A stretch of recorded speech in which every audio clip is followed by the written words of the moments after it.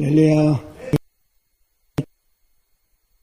그 크신 은혜를 말로 다 표현할 수 없는 그 큰 사랑과 은혜를 찬양으로 영광 돌리며 우리에게 은혜를 끼친 우리 찬양대에 감사드립니다.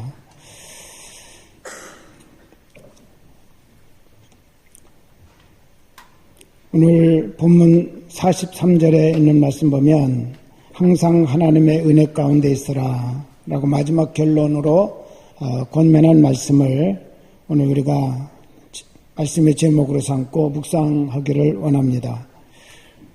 사도행전 13장은 사도행전 가운데서 가장 중요하게 다루고 있는 부분 중에 하나입니다.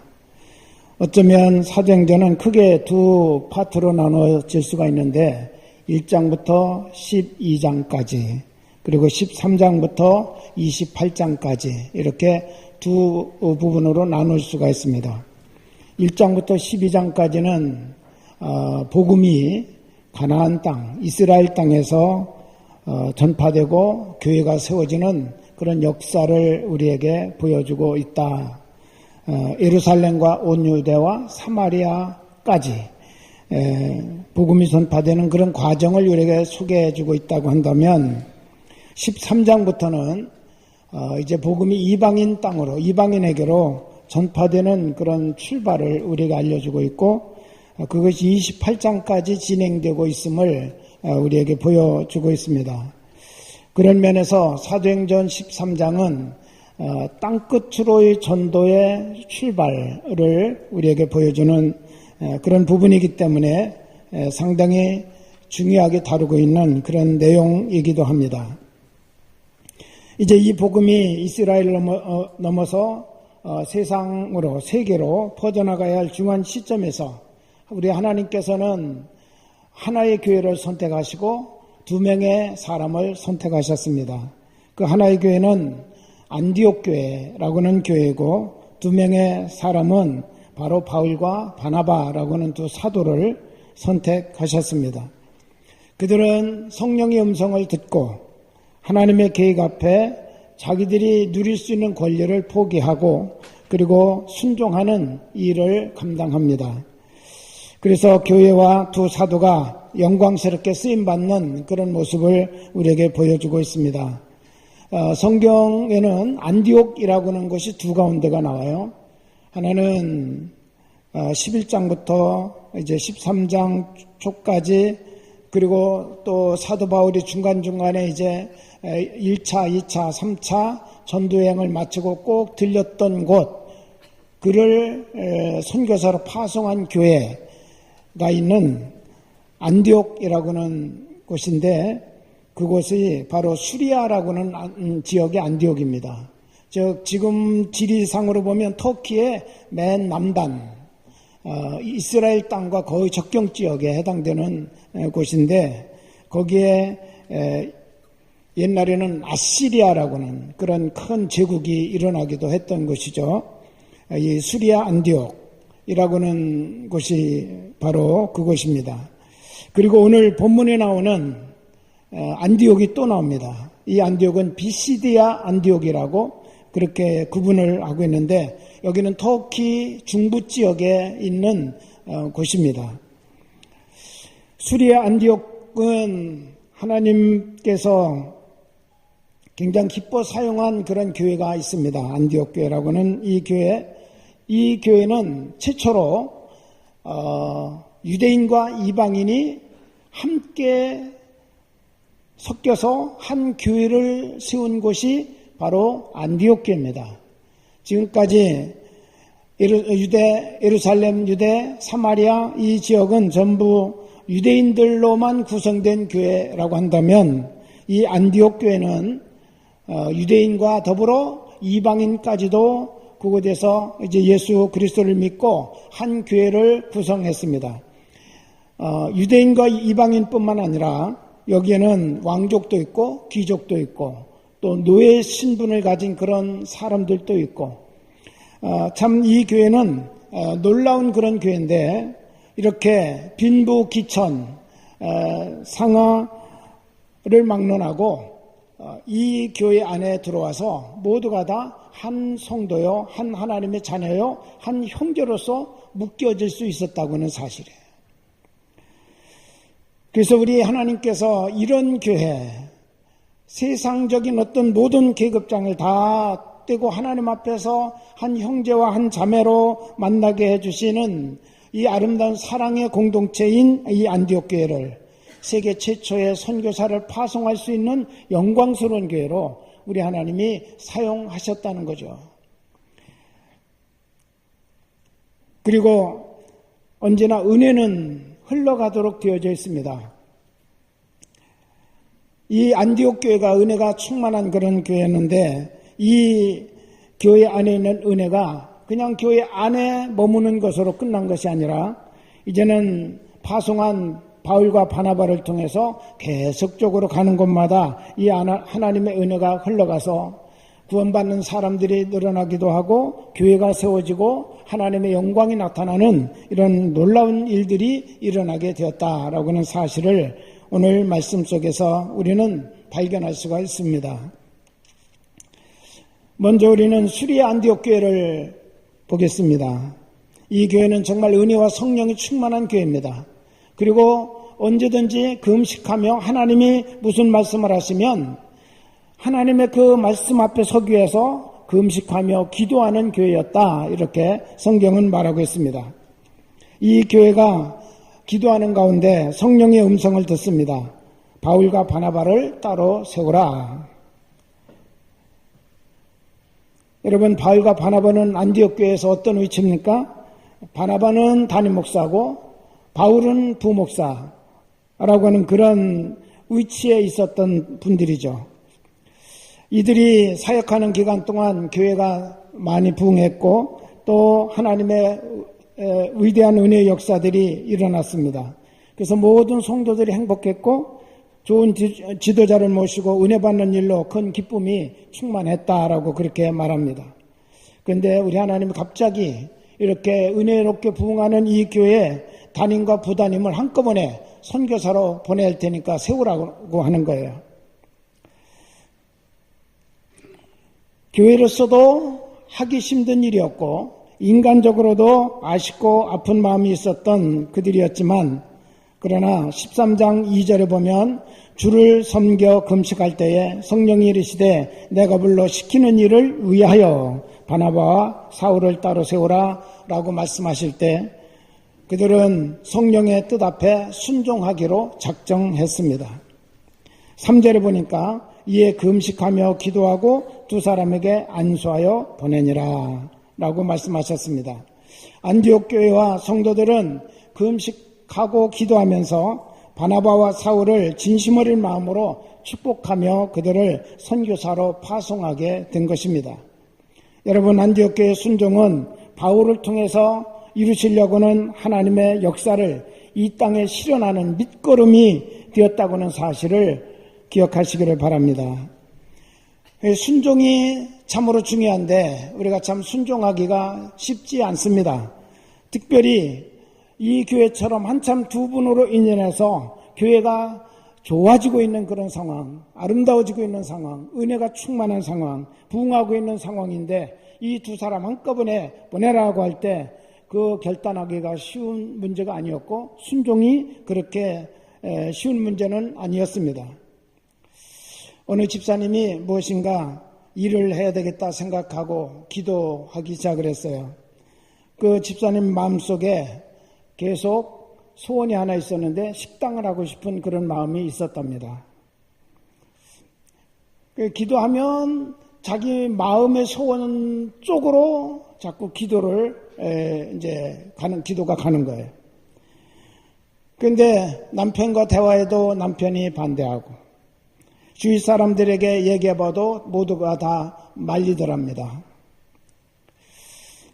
또 특별히 기도해도 하나님께서 어떤 징조나 사인도 주시지 않습니다. 그러던 어느 날 꿈을 꿨는데 꿈속에서도 별로 그렇게 좋은 그런 식당을 해가지고 좋은 모습이 보이지 않았던 것 같아요. 그런데도 놓기가 참으로 아쉬웠습니다. 자기가 오랫동안 소원했던 건데 그거 쉽게 놓기가 어려워서 이제는 목사님 말씀을 마지막으로 좀 들어봐야 되겠다 그렇게 생각하고, 그가 지금까지 있었던 자초지종을 얘기하고 꿈 얘기까지 다 했어요. 목사님이 조용히 듣고 계시더니 하시는 말씀이 그거 하지 마세요. 그렇게 이제 말씀을 해 주셨어요. 여러분, 이 집사님이 어떻게 하셨을까요?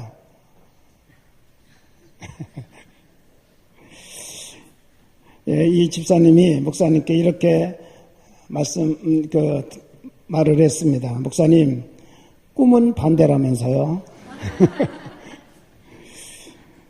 이렇게 순종한다는 것이 참 어렵습니다.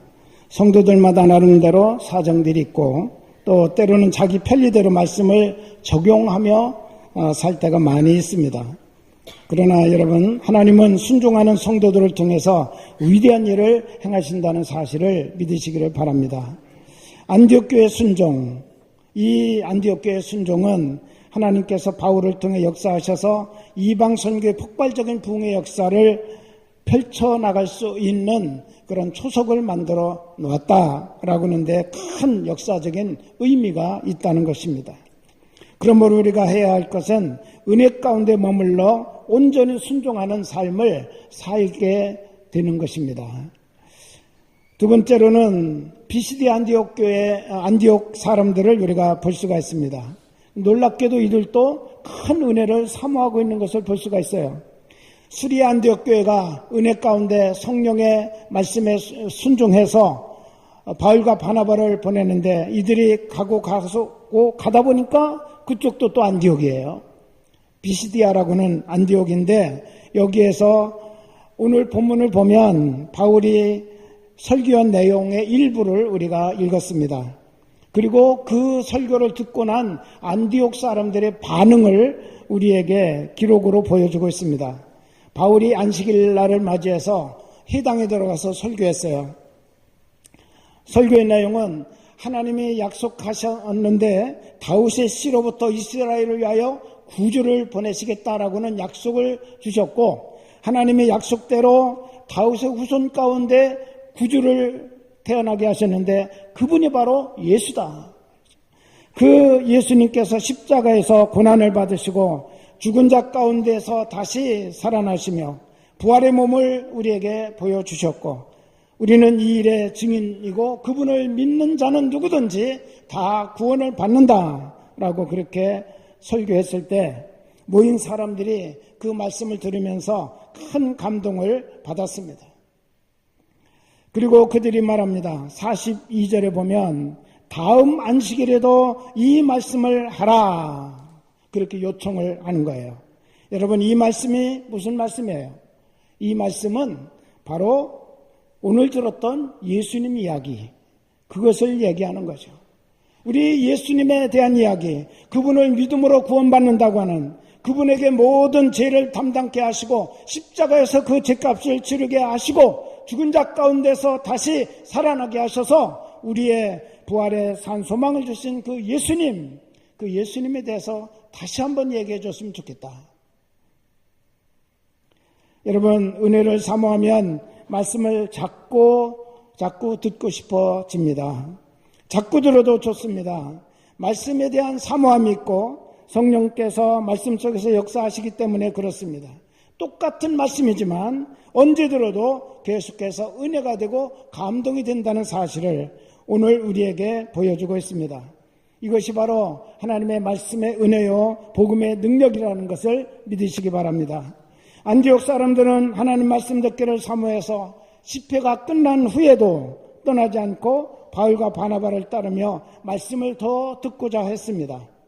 여러분, 이것이 바로 은혜를 사모하는 자들의 모습임을 보여주고 있습니다. 은혜 가운데 있기 위해서 우리는 말씀을 들어야 하는데, 하나님의 말씀을 어떻게 들어야 합니까? 성경은 말합니다. 믿음으로 들어라. 믿음으로 들어라. 하나님의 말씀은 믿음으로 듣고 마음으로 들어야 합니다. 그러면 하나님의 말씀은 살아있고 운동력이 있어서 우리의 영과 혼과 관절과 골수를 찔러 쪼개는 능력으로 역사하도록 되어져 있습니다. 그러나 귀로 듣고 단순히 지식으로만 들으면 말씀은 역사가 일어나지 않습니다. 오히려 그 말씀의 은혜를 받지 못하고 오히려 그 말씀을 인간의 지식과 인간의 경험을 가지고 평가하고 판단하게 된다는 거예요.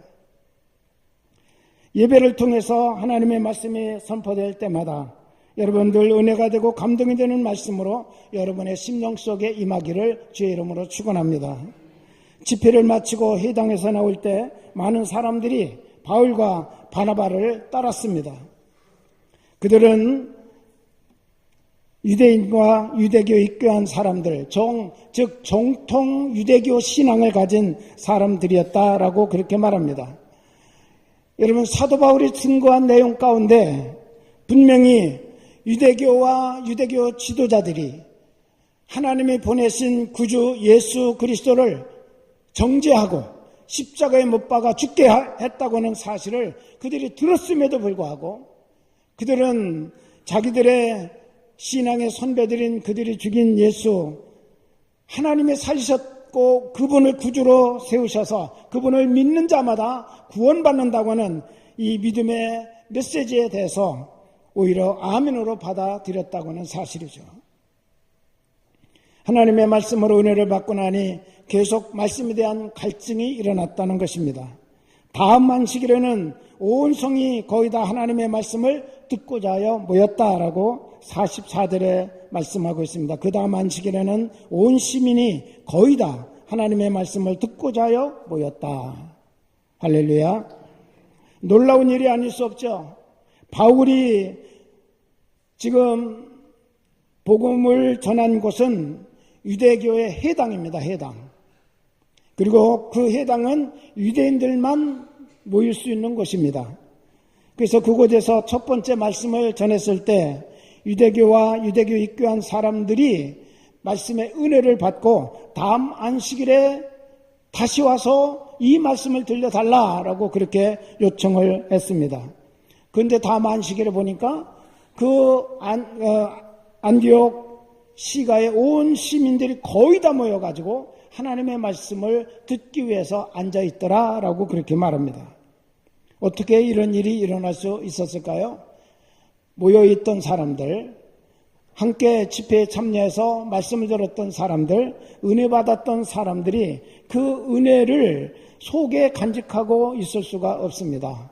입을 통해서 말하는 거죠. 야, 오늘 회당에서 바울이라고 하는 분의 설교를 들었는데 정말 놀라운 그런 은혜를 받았다. 우리도 죄인이지만 누구나 죄인이라 할지라도 예수 그리스도를 믿으면 다 하나님이 용서하시고 구원해 주신다고 하는 그 믿음의 메시지를 우리는 들었다. 그 말씀이 정말 큰 은혜가 되었다. 사람들이 입으로 전하고 입을 통해서 그 은혜를 계속 흘려보내는 거예요. 사람들이 관심이 생기기 시작합니다. 호기심이 일어납니다. 도대체 무슨 말인데 저렇게 저 사람이 기뻐하며 말하지 않으면 견딜 수 없어가지고 저렇게 입에다가 달고 저렇게 말을 하고 다니나 궁금하고 호기심이 생겨서 사람들이 다 모였다. 은혜는 계속 흘러가게 되어져 있습니다. 할렐루야. 여러분이 정말 은혜의 사람이라면 그 은혜는 계속 흘러가도록 되어져 있다는 거예요. 내 삶을 통해서 내 말을 통해서 이렇게 흘러가도록 되어져 있고 다른 사람에게 또 다른 은혜의 역사를 만들어낸다는 것입니다. 모였던 성도들이 먼저 은혜를 받아야 합니다. 그렇게 될 때 이 은혜가 우리 가나안 교회 안에만 머물러 있는 것이 아니라 우리를 통해서 이 지역에 계속해서 흘러나가는 역사가 나타나게 될 줄로 믿습니다. 구원받은 성도는 항상 하나님의 은혜 가운데 있어야 함을 오늘 사도 바울은 가르치고 있습니다. 여기 43절 우리 한번 같이 읽어보실까요? 회당의 모임이 끝난 후에 유대인과 유대교에 입교한 경건한 사람들이 많이 바울과 바나바를 따르니 두 사도가 더불어 말하고 항상 하나님의 은혜 가운데 있으라 권하니라. 아멘. 바울과 바나바를 집회가 끝났는데도 불구하고 떠나지 않고 계속 따릅니다. 두 사도가 더불어 말합니다. 뭐를 말했을까요? 이 말씀을 말하는 거예요. 예수님의 이야기예요. 그 이야기를 집회 시간에 듣고 지난주에도 들었고 듣고 났는데도 또 듣고 싶어서 또 떠나지 않고 그 두 사도를 따라갑니다. 두 사도가 더불어 그분들과 이야기합니다. 그러면서 마지막으로 권면하기를 항상 하나님의 은혜 가운데 있어라 라고 권면을 했다는 것입니다. 여기 권한다라고는 이 말은 거듭거듭 말하면서 강조했다라고는 뜻입니다. 너희가 이제 예수를 믿고 구원받았으면 구원받은 성도는 항상 하나님의 은혜 가운데 있어야 된다라고는 것을 계속 강조했다는 걸 계속 강조했다. 은혜를 떠나지 말아라. 은혜 가운데 머물러 살아라. 그 은혜 안에 있기를 힘써라 라고 그렇게 강조해서 결론을 지어 얘기를 해줬다는 것입니다. 여러분, 오늘 말씀처럼 성도는 항상 하나님의 은혜 가운데 살아야 합니다. 이 말은 영어로 보면 keep living in the grace of God 이렇게 말하고 있는데 하나님의 은혜 안에서 삶을 계속 이어져 가도록 해라. 은혜 안에 있는 삶으로 계속하라 라고는 그런 뜻이에요. 하나님의 은혜 안에서 우리의 삶이 이루어져야 될 것을 말씀하고 있는 것입니다. 하나님의 은혜 가운데 있다는 것은 하나님과의 긴밀한 교제를 하면서 늘 하나님과 함께 동행하는 삶의 자세를 말합니다. 어떤 상황에서든지 하나님을 떠나지 않고 하나님을 의지하는 삶, 그것이 바로 하나님의 은혜 가운데 있는 자의 모습입니다. 여러분, 은혜가 무엇입니까? 우리가 수없이 많이 은혜에 대해서 얘기하고 있지만 이 은혜는 우리 하나님께서 우리에게 임하시고 손가락을 대주시는 역사를 말하는 것입니다. 카리스라고 그렇게 말하는데 이 은혜는 기쁨, 즐거움, 행복, 그리고 하나님이 거저주시는 선물 이런 뜻을 말하고 있어요. 그런데 이 은혜는 크게 두 가지로 나누어집니다. 일반 은혜라고 그렇게 표현을 합니다. 일반 은혜는 모든 사람들의 생존을 위해서 모든 사람에게 공평하게 주시는 혜택을 일반 은혜라고 그렇게 말합니다. 예수 그리스도를 믿는 자든지 믿지 않는 사람이든지 하나님이 창조된 그런 생명이기 때문에 그 생명을 존속하도록 하나님이 공평하게 주시는 혜택, 그것이 바로 일반 은혜입니다. 믿는 자에게만 공기를 주셨나요? 안 믿는 자에게도 공기를 주셔서 산소를 마시게 하십니다. 생존을 위해서. 믿는 자에게만 햇빛을 주시나요? 안 믿는 자에게도 햇빛을 주셔서 그들로 하여금 햇빛을 다 받고 누리며 밝게 살게 하시고 건강을 유지하도록 해주신다고는 사실입니다. 믿는 자에게만 물을 주시는 것이 아니라 안 믿는 자에게도 물을 주셔서 우리가 언제나 70% 이상으로 구성된 우리 몸의 생존을 유지해 나갈 수 있도록 하나님이 그렇게 하신다고 하는 거죠. 이런 모든 것들 믿지 않든지 믿든지 하나님이 주신 이 생명체를 생존할 수 있도록 주시는 은혜들, 공평하게 주시는 하나님의 혜택, 이것을 일반 은혜라고 그렇게 말합니다. 그런데 성경을 보면 특별 은혜가 있습니다. 특별 은혜는 우리를 구원하시고 하나님의 백성으로 삼기 위해서 주신 하나님의 선물들을 특별 은혜라고 그렇게 말합니다. 예수 그리스도를 주셨고 성경을 우리에게 주셨고 성령님을 보내주셨습니다. 이 모든 선물을 믿음으로 받으면 구원받고 하나님의 자녀로 복되게 살아갈 수 있다고는 사실을 하나님께서는 우리에게 약속으로 주셨습니다. 할렐루야. 여러분, 우리에게 주시는 최고의 하나님의 은혜는 바로 예수 그리스도이십니다. 예수 그리스도의 보혈이 우리의 모든 죄를 사하였고 예수 그리스도의 십자가에서 우리에게 구원의 문을 열어주셨고 예수 그리스도의 부활이 우리를 영원한 천국을 바라볼 수 있게 해주셨습니다. 십자가에 달리시고 부활하신 예수 그리스도가 바로 우리의 구원자가 되시고 우리의 영원한 산 소망이 되어주셨습니다. 하나님의 은혜로 예수께서 우리의 구주가 되셨으니 여러분, 그렇기 때문에 우리는 예수 안에서 행하고 예수 안에 믿음의 뿌리를 깊이 내리는 삶이 되어야 될 줄로 믿습니다. 우리에게 항상 하나님의 은혜 가운데 있으라 라고는 말을 좀 더 말을 바꿔본다면 하나님의 최고의 은혜가 예수 그리스도이시기 때문에 항상 예수 그리스도 안에 머물러 있어라 라고는 말과 똑같다는 것입니다.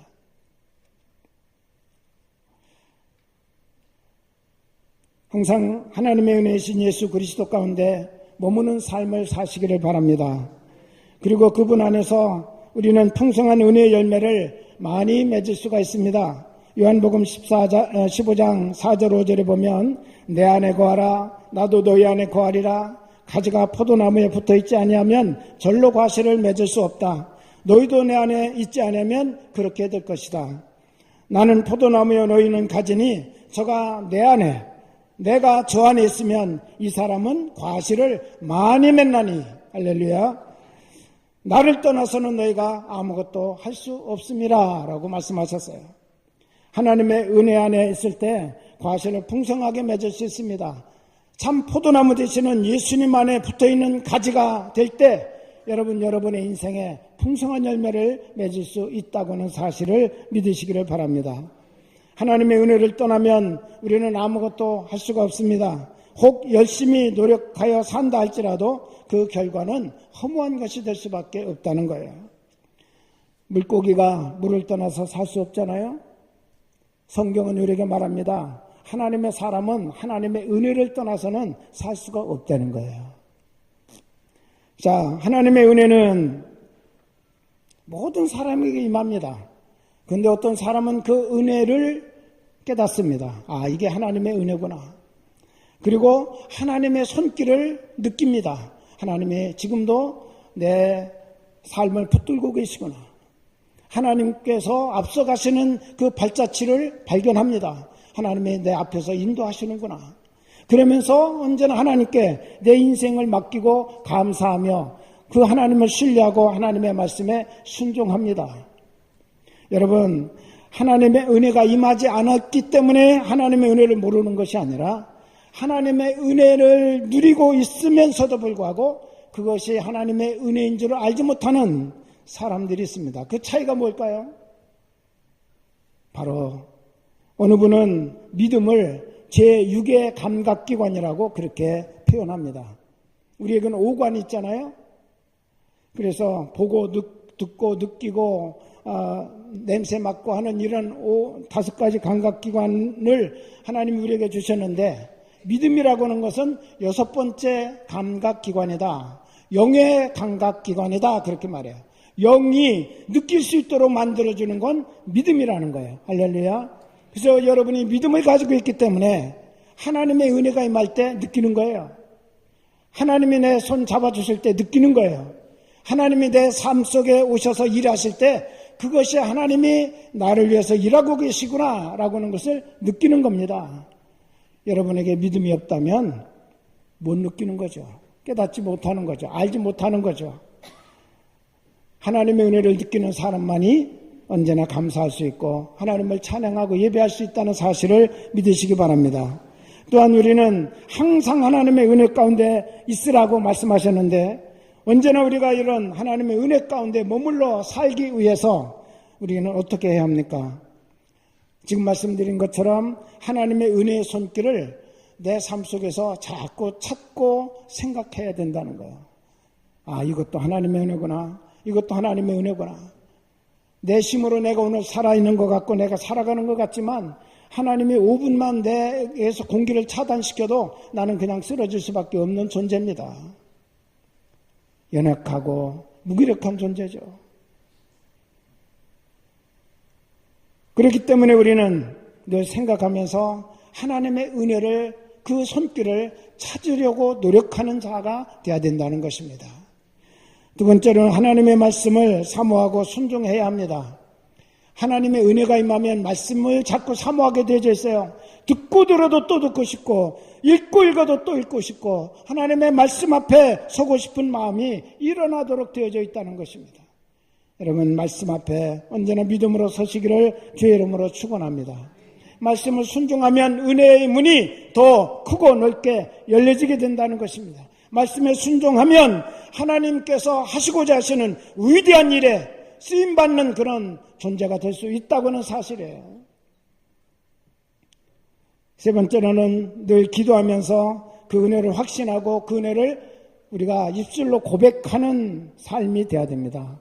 나는 하나님의 은혜야. 하나님의 은혜로 이 쓸데없는 자. 우리가 찬송했던 것처럼 언제나 하나님의 은혜로 우리가 살아가고 있는 존재임을 하나님 앞에 고백하며 우리 하나님을 예배하고 찬양하는 우리의 삶이 되어야 될 줄로 믿습니다.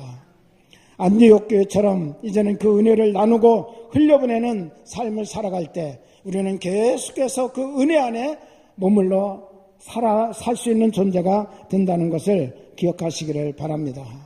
여러분, 하나님의 은혜가 나에게서 떠나면 그것은 끝장입니다.